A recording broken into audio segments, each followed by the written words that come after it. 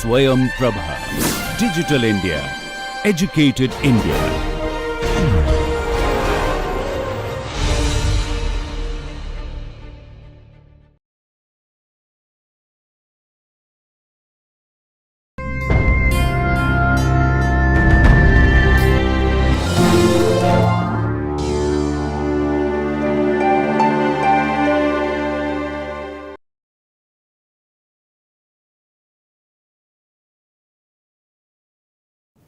We've completed quite a lot of the theory of fascism. We've looked at a historical background, we've looked at the main ideas and the main problems, and we've tried to draw upon examples wherever possible.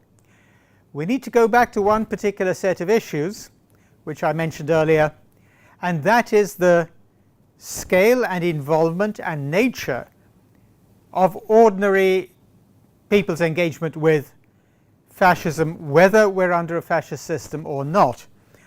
What is often quite difficult to understand is that the people involved in fascistic systems or in climates which are fascistic are ordinary people just like ourselves, like you and me. This was a very difficult discovery for the winning powers and indeed all humanity to get used to after the Second World War, when the extermination camps and concentration camps of Nazi Germany were discovered.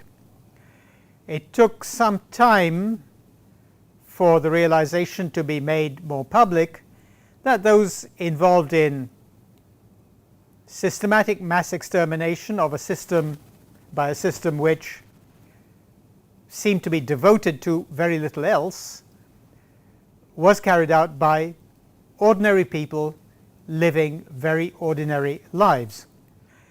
This was a great shock, but we need to see how this shock was brought to widespread public attention and to researchers and other followers of these kinds of issues. Well, the person we're going to look at is called Adolf Eichmann. You may have heard of his name.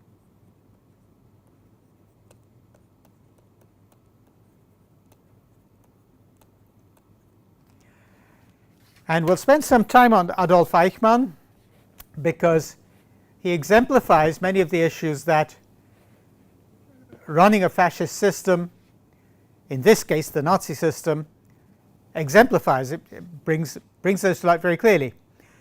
Adolf Eichmann was one of the major organizers of the Holocaust. We can show you this Wikipedia image because it's not copyright, and we'll just talk through some of the issues involved.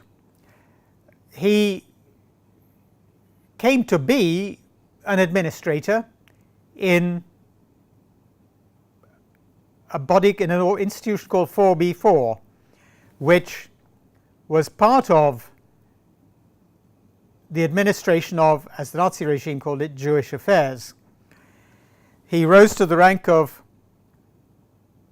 if I'm not mistaken, Obersturmbannführer, or I think colonel in the SS, and he had the administrative task of organizing the Holocaust, that is, rounding up and making sure people were transported to concentration camps and to labor camps and to extermination camps. Sometimes the camps had more than one function. But Eichmann had an unremarkable time at school. He worked for his father's mining company in Austria. He worked as an oil salesman, as it says here.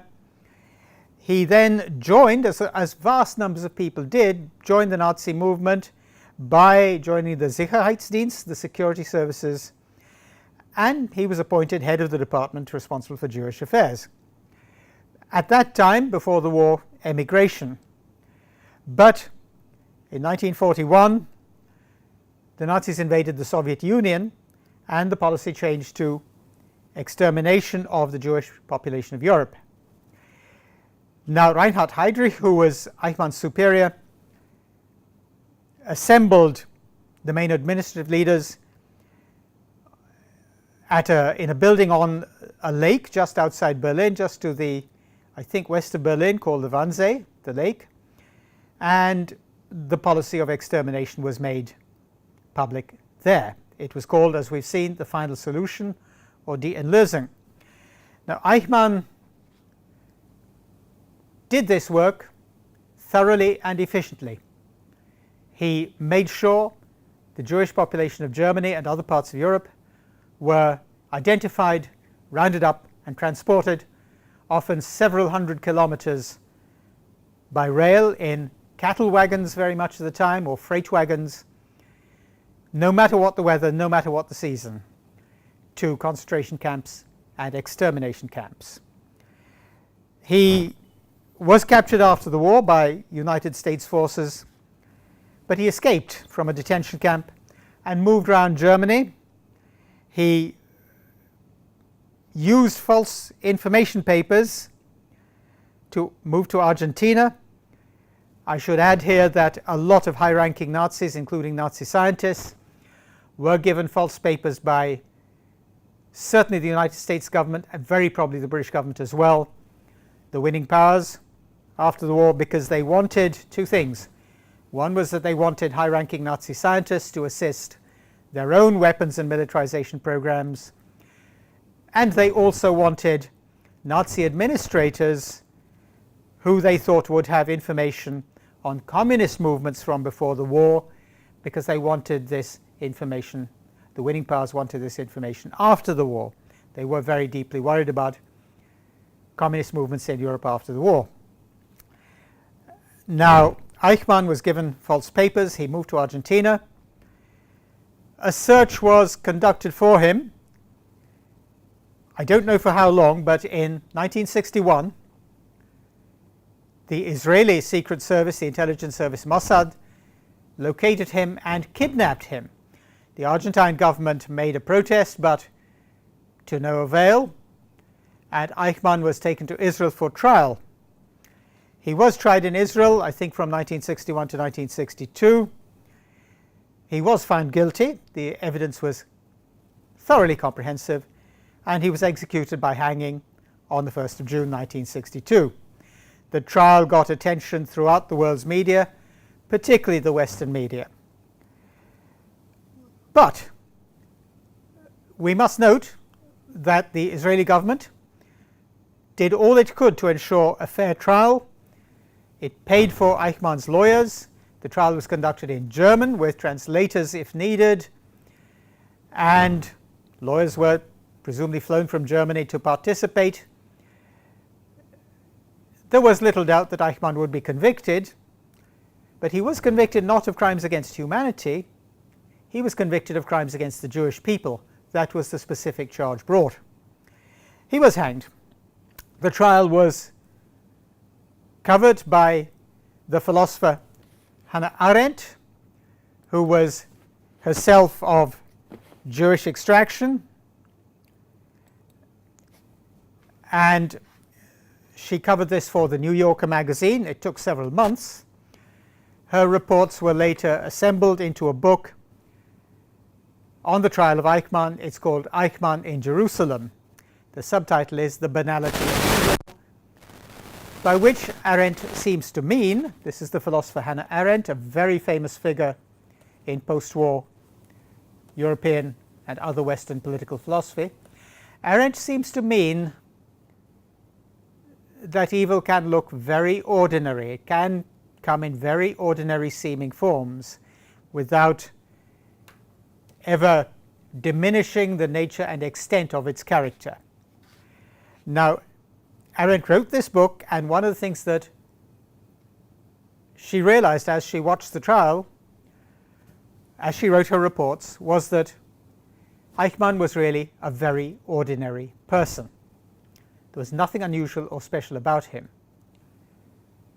He seemed to think he was just doing his job.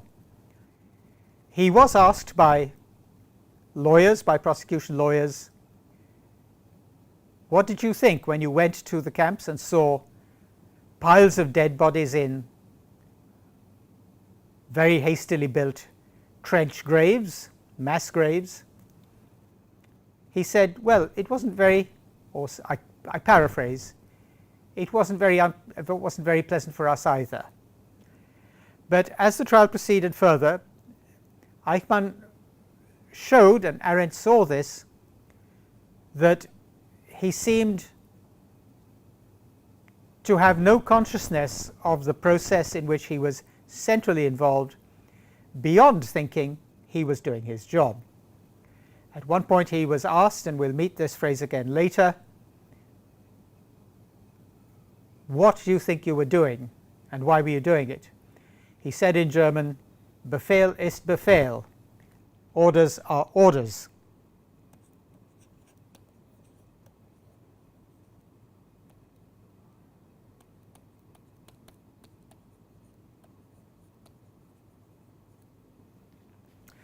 Now, that has been quoted very widely around the world, but the point is that Eichmann exemplified the involvement of millions of ordinary people in Nazism. Millions of ordinary people had been involved in Italian fascism, and whenever fascistic climates prevail, even if the states involved are not actually fascist, millions, tens of millions no doubt, perhaps even hundreds of millions in some countries, are involved doing their jobs and furthering the aims of fascism, possibly because they just happen to be the governmental aims at the time, even if the government involved is not fascistic. This was a great shock. Hannah Arendt brought out the ways in which,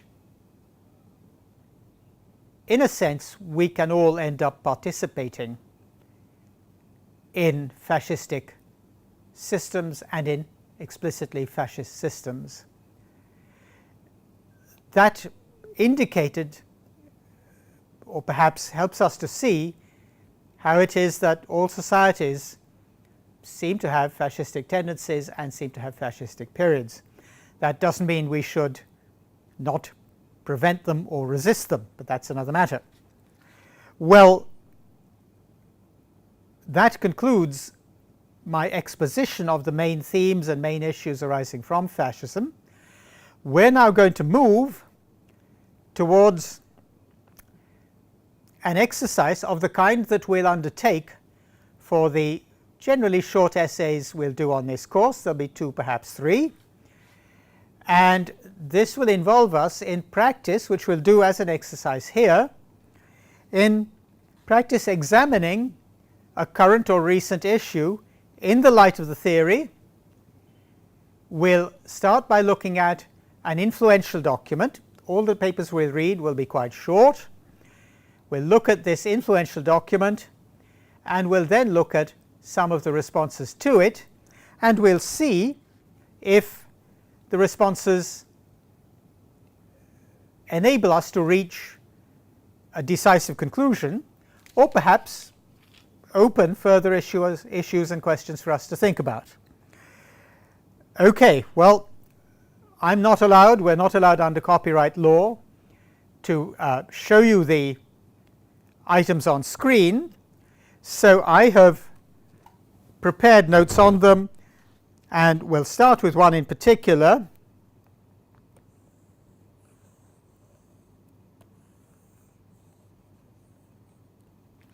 This was written by an American commentator, and I think journalist or former journalist, called Naomi Wolf.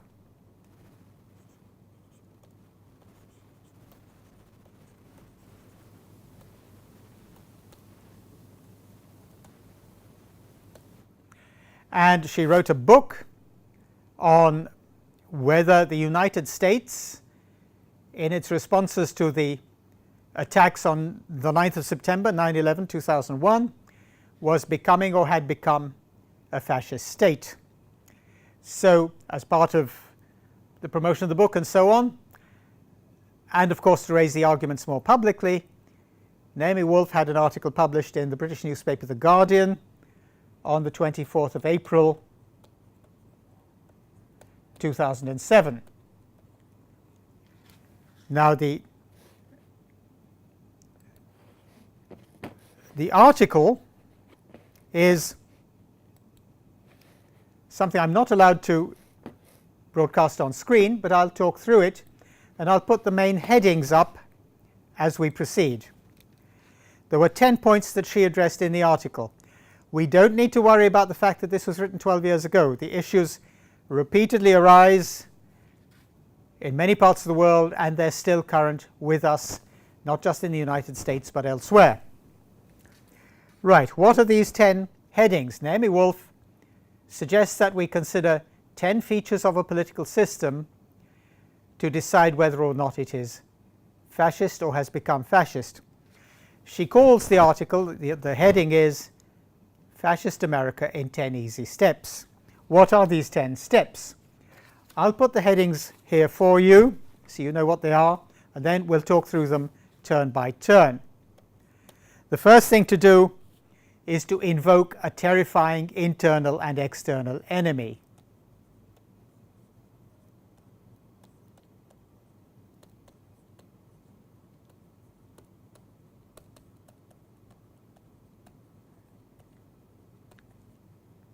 So that's the first thing to do.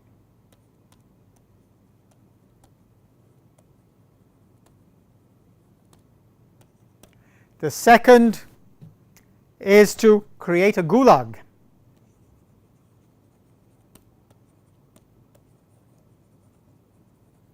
Don't worry if the terms are unfamiliar, we'll go through them when we take these one by one. The third heading Wolf gives us is develop a thug caste. She actually uses that precise wording.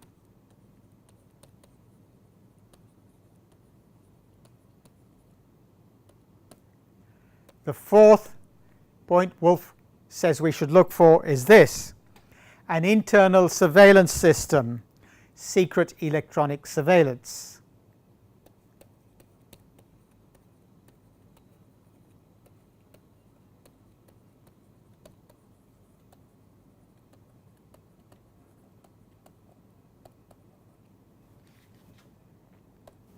Right?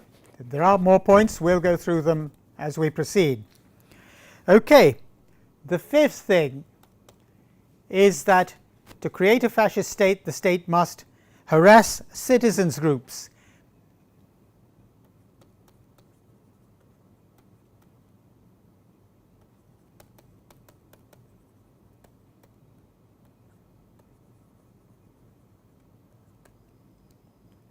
The sixth is this, that arbitrary detention, arrest and release must become part of the way the state proceeds.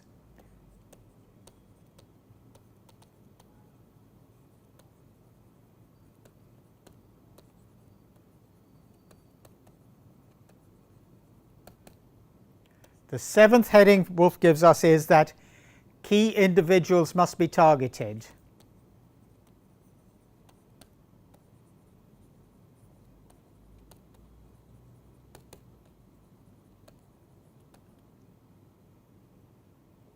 The eighth is that the press must be controlled.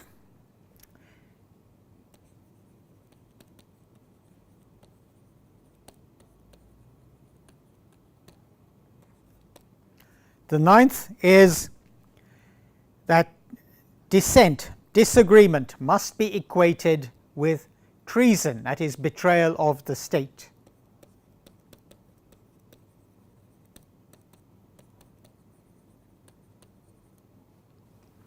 And the 10th is that the rule of law must be suspended.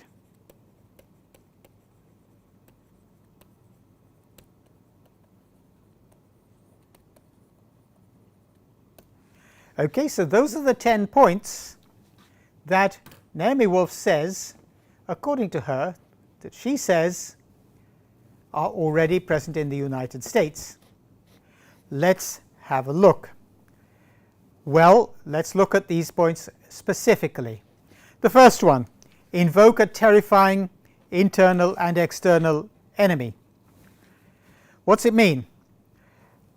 Well, on the 26th of October 2001, just a few weeks after 9/11, the United States Congress, the Legislative Assembly, in great haste passed the Patriot Act. This was 400 pages long, and a great many legislators in the Congress said they simply had no time to read it. They didn't even see what they were passing.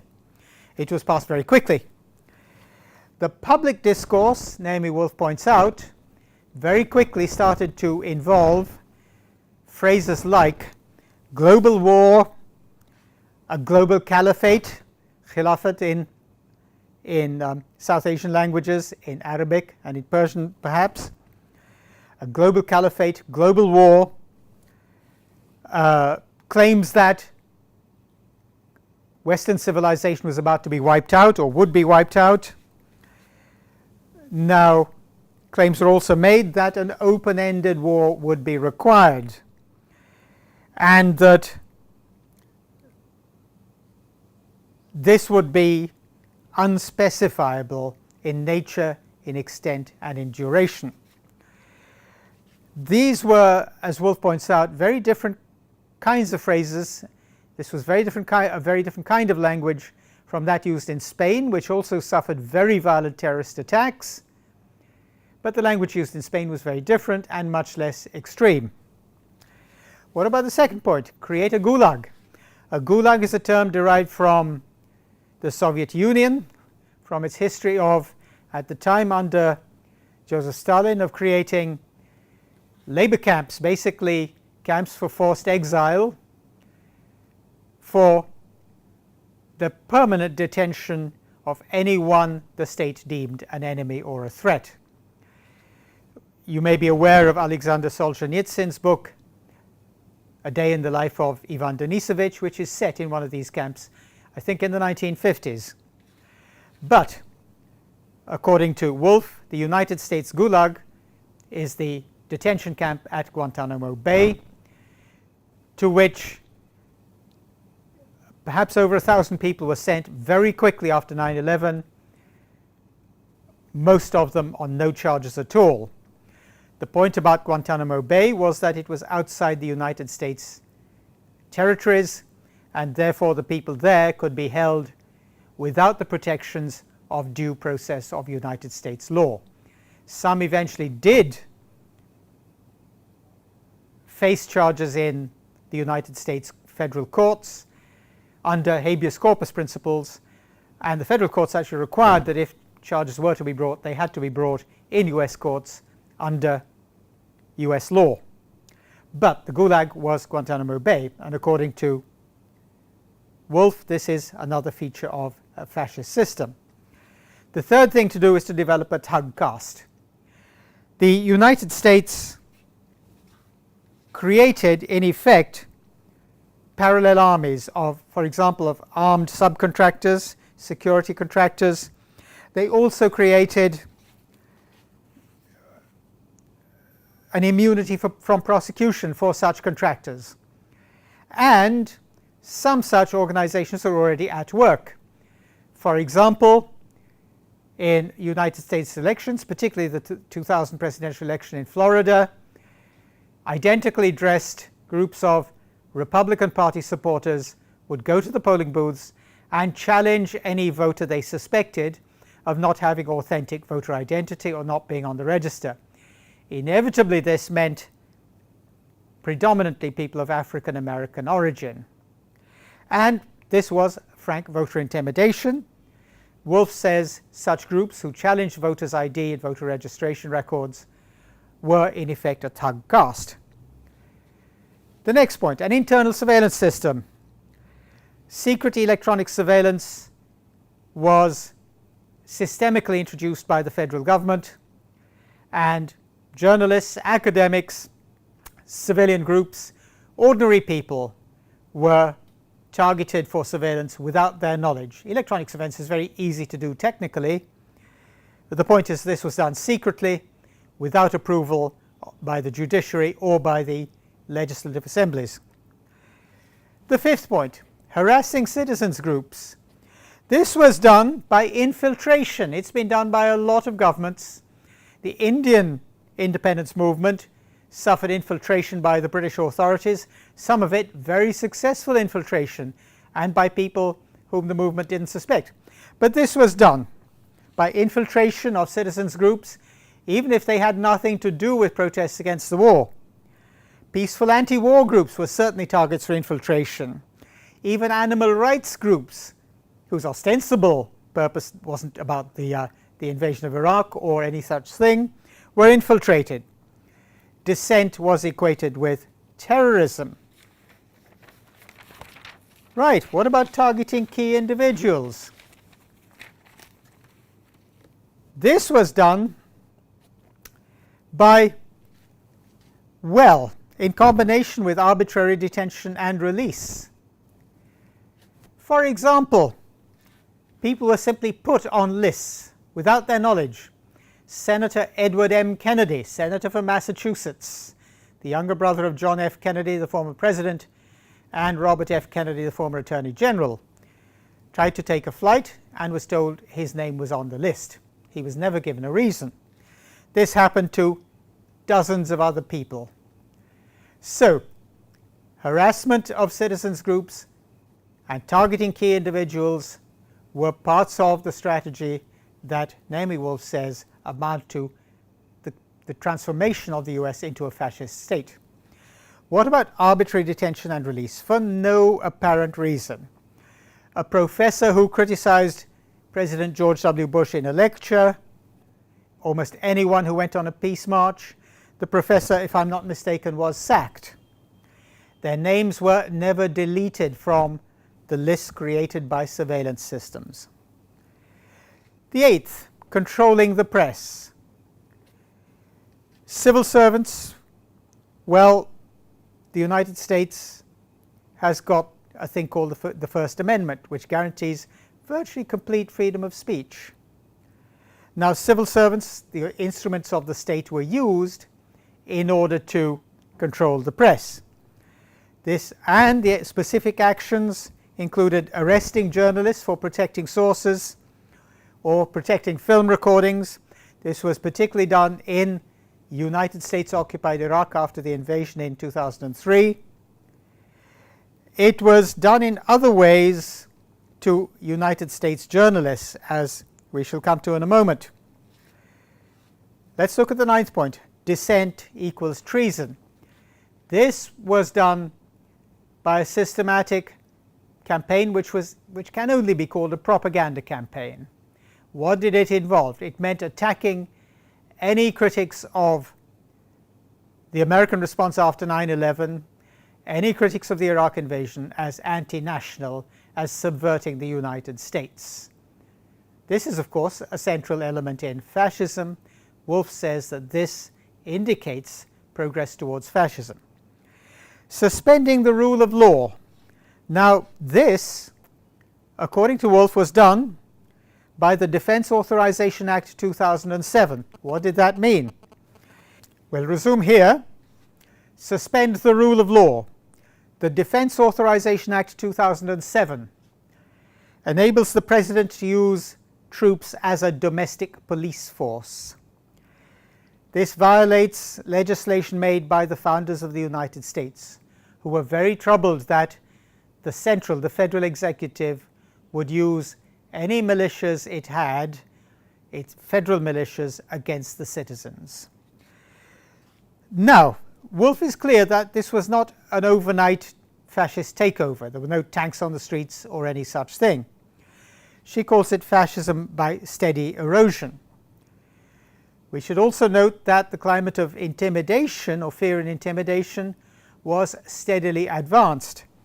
Even the editor of the New York Times was investigated for publishing material by reporters which exposed some of what was going on, in particular illegal, unauthorized electronic surveillance such as telephone wiretaps. Well, the article was very influential. Wolf is well known. The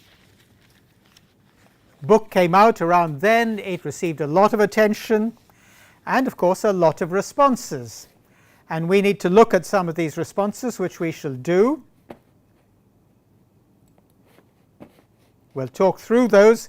Again, I'm not allowed to put the text themselves on screen because they're copyright, but we'll talk through the responses. We are allowed to summarize them here.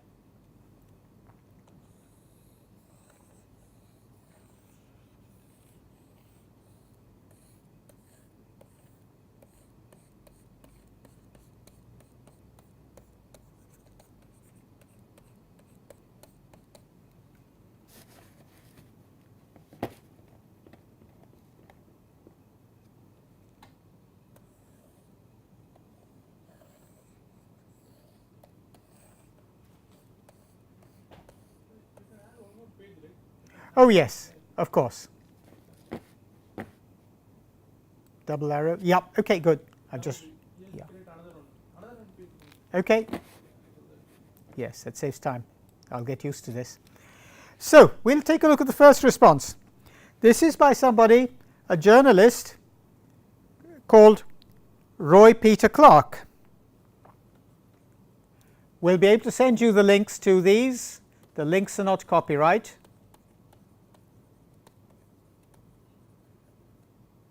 So this is our first response to Woolf.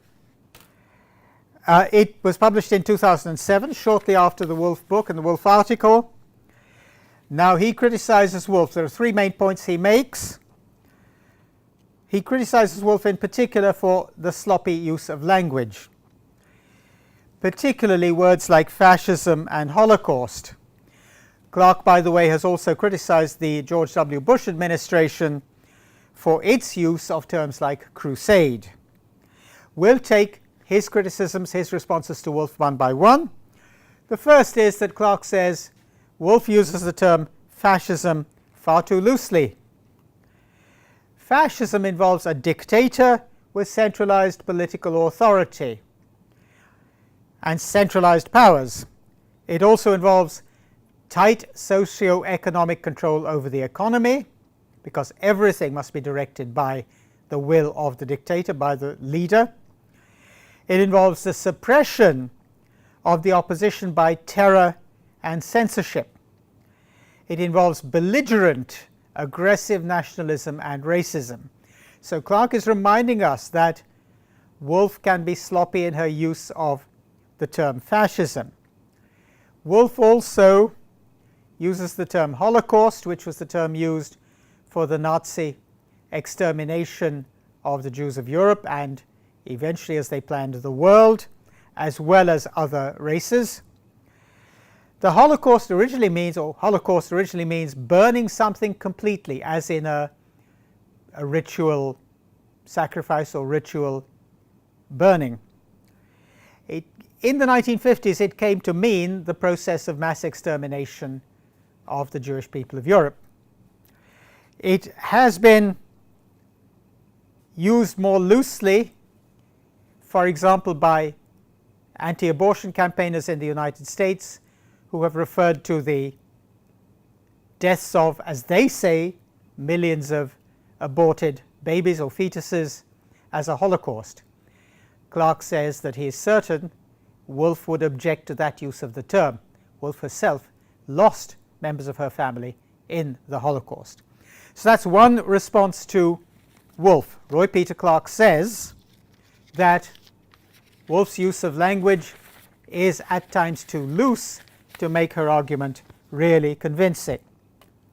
What about the second response?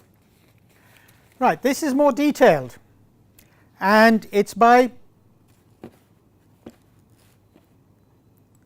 the second response. The second response is more detailed. It is by somebody called Mark Nuckols,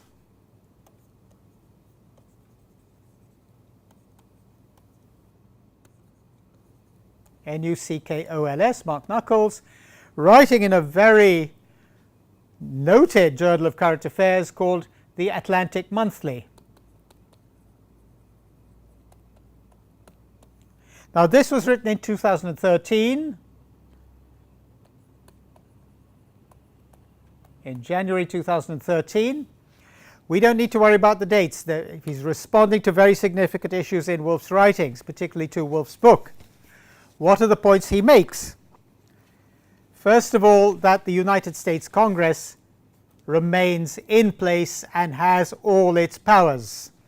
So the first point that Knuckles makes is that the Nazi Parliament in 1933 was forced to pass something called the Enabling Act, and the Enabling Act enabled Hitler to rule by decree.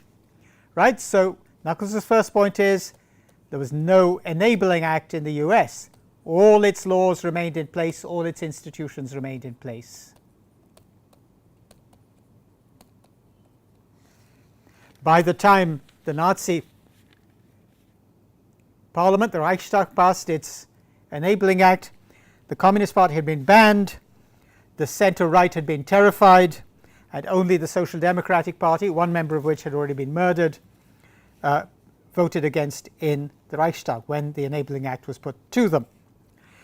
The second thing is a gulag. Wolff says the United States has created a gulag,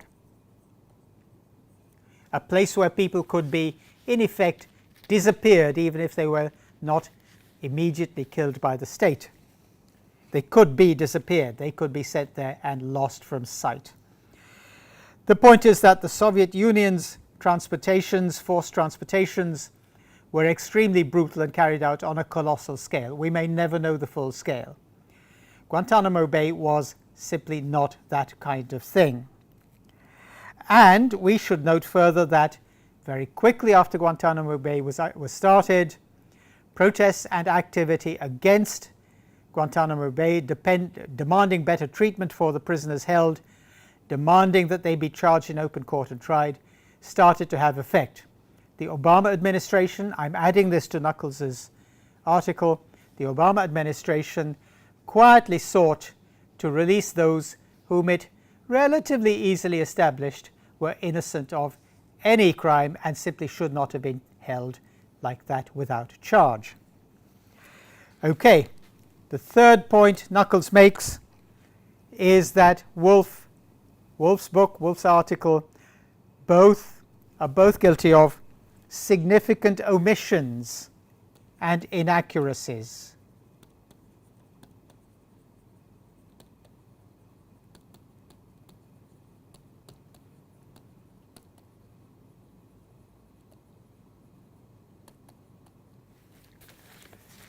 Now, what are these? In particular, the academic who, according to Wolff, was sacked for criticizing the Bush administration was in fact dismissed for plagiarism and fabrication of evidence. I don't know over which issue, Knuckles doesn't specify. But he was dismissed for plagiarism and fabrication by his own university, which presumably carried out its own internal procedures. He was not dismissed for criticizing the Bush administration. Now, Knuckles' point here is not that he is rejecting Wolff's argument out of hand. What he is doing is to show that the errors and failures of attention in Wolff's argument weaken the very significant issue of whether or not, or weaken the discussion around the very significant issue of whether or not the United States has become or is becoming a fascist state. Well, what about the third response? I'll sum the next two up fairly quickly and we'll see what we're left with at the end. The third response, these are strong criticisms of Wolff, but at least one question still stands. Could the United States still become a fascist state if it isn't one already? And this point was made recently in the British newspaper The Guardian by Andrew Gawthorpe,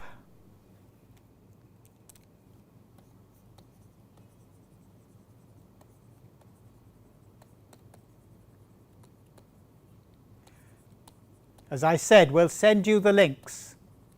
This was on the 31st of July 2019, just a short time ago, a few weeks ago. Gawthorpe raises 3 points for us. What are these? First of all, he reminds us that the term fascist is overused, he says, by the political right and the political left. It is used too loosely in general. Secondly, he reminds us that future fascism will, I quote, still show ultranationalism, illiberalism, and, again I quote, a strong impulse to regiment society and the forcible suppression of opposition. Now, the question for us is, had that actually happened in the United States? Gawthorpe concludes that the United States is not fascist, and that President Trump has, he reminds us that President Trump has failed to dismantle much of the United States institutions, procedures, and liberal democratic values. I repeat that, liberal democratic values. President Trump has failed to make much impression on those, even if the political climate might be something large numbers of US citizens fear and distrust. So that's one set of responses. First of all, that the term fascism is overused and used too loosely. Secondly, that future fascism will have to show the same things that we saw about fascism in the lecture. And thirdly, Gawthorpe concludes that the US is not yet fascist, and that President Trump's attempts to dismantle the state and its institutions have largely failed. He does say, Gawthorpe does say, there is cause for concern. And in particular, that Trump appeals to two groups of voters, evangelical Christians and a sort of stratum of white voters, a particular layer or broad grouping of white voters. The evangelical Christians seem to fear that American liberals will crush Christianity and will probably support anyone who even pretends to think as they do, that is, about abortion, Jerusalem, religious freedom. Now, what does that mean? Gawthorpe is suggesting that there is that according to American evangelical Christians, American liberals, that is, who disagree with them on major moral issues, will crush Christianity. That seems to be their attitude. A second point is that the white voters that Gawthorpe seems to be referring to deeply fear, in particular, demographic change, which they equate with social and racial change, with the application of equal entitlements throughout the United States, possibly also with the increasing Hispanic population or Latino population, as they're known in the United States. Spanish is rapidly spreading across the United States as a language. It is quite likely to become the most widely spoken language in the United States. According to Gawthorpe, yes, particular strata of white voters are very frightened of this, in effect of cultural annihilation. What about the fourth response? The fourth response is by Jeffrey Kane.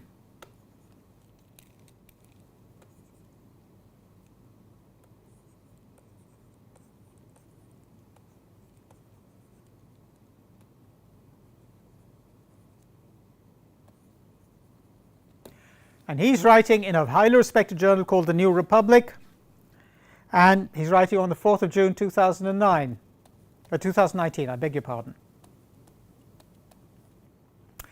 Right, what's his argument? First of all, according to him, Nazism, or as the Nazis themselves called it, National Socialism, was far more openly racist than Italian fascism. There are some disagreements about this, but broadly speaking, that's true. Nazism had a very explicit doctrine of racial hierarchies, as we've seen. Secondly, according to Jeffrey Kane, fascism is marked by a series of processes. Here he cites the British political thinker Robert Paxton, writing the political thinker Robert Paxton writing in 1968. What does this mean? The processes are: 1, the creation of fascist movements; 2, the rooting of such movements as political parties in the official political system; 3, the acquisition of power, often through elections; 4, the exercise of power itself; and 5, progressive radicalization, which means that such parties which embody fascistic or movements in power become more and more extreme. Now, the specific factors of the 1930s no longer exist, and even very extreme Islamist movements, which were a factor in Western thinking or Western politicians' thinking at the time Woolf was writing, seem not to have had the effect or success that a lot of people feared around the world at the time. But according to Geoffrey Kane, one danger of fascism still obtains, and that is its capacity to co-opt legitimate grievances and resentments into a focused, directed hatred of other societies, in effect of outsiders. And this then means that, I quote, "At its heart, fascism is an alliance of hardline and moderate conservatives seeking to repress left-wing sentiment by converting working classes to angry nationalism." That's a quotation. What Geoffrey Kane is doing is reminding us of something that was true of both Italian fascism and Nazism: industrialization. Mussolini, as we've seen, thought fascism would unify Italy through industrialization.